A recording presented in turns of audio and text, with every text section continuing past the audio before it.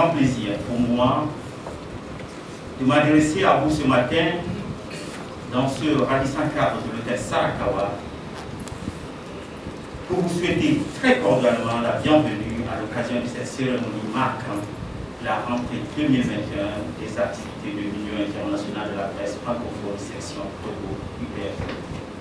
Depuis son élection le 17 mai 2019, le bureau de l'UPF Togo s'efforce de jouer sa partition dans la construction d'une presse plus professionnelle au Togo et la consolidation de la responsabilité sociale du journaliste. L'UPF Togo a organisé une vaste campagne de dons de sang, toujours courant 2019.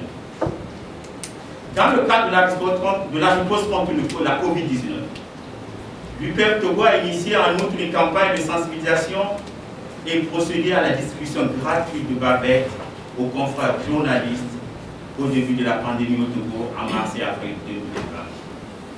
Outre ce volet social, nous nous sommes engagés dans l'élan collectif qui consiste à relever le pari du professionnalisme dans notre corporation pour la dynamique de l'édification d'une société juste et démocratique.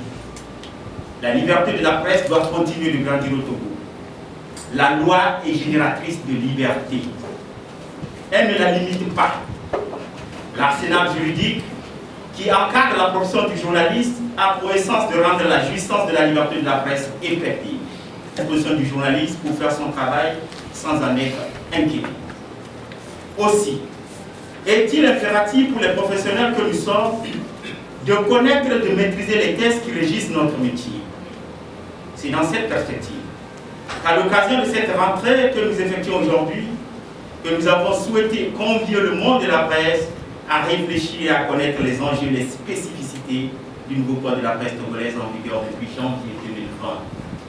Cette rentrée, première du genre dans la vie de la section togolaise de l'UPF, constitue par ailleurs l'aboutissement d'un travail collégial entrepris depuis notre élection en 2019. Cette synergie d'action et ce élan de dynamisme qui ravive notre union doivent se poursuivre sans s'émousser, et pour cause. À la fin de cette rentrée, il est programmé plusieurs activités dont le calendrier de l'ordre du roman sera ultérieurement communiqué aux membres. Pour être professionnel, il faut être formé. Après la formation, il faut connaître les règles qui régissent ton métier. Et pour ça, je dis que le code de la presse doit être la Bible ou le Coran de tout journaliste. Et le code de déontologie doit être notre repère.